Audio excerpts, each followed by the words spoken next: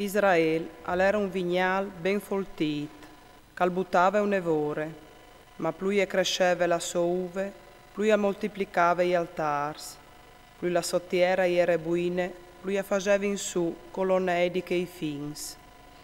Il lor cur è dividut, come ai spiaran.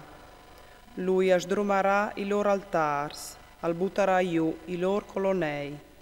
Allora disaran, non vin più i re, perché non vi ho avuto timore dal Signore?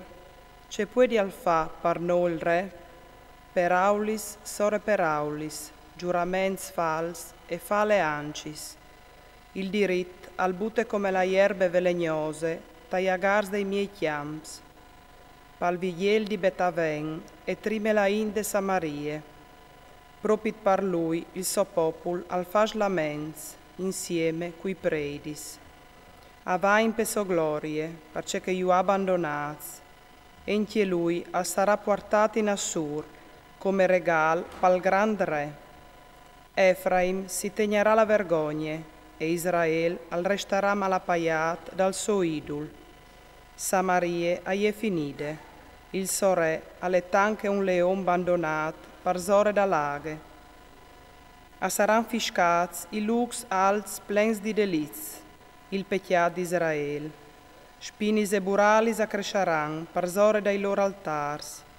Allora ordigeran alis mons taponainus e alis culinis plombait per zore di no. Dai dis di Gabae tu aspettiat Israele, si son fermats lì, ma non iuga farai in Gabae une guerre? Quintre dai fis de tristerie o soi vignut per chiastiaiu. I popui si metteranno insieme quintri di loro per chiastiaiu dal loro doppli delit. Efraim alle une mange ben dumiesteade, seneose di balinat torpa l'arie. Ma io o fajarai passare l'iof, sorde al so quel così fuart.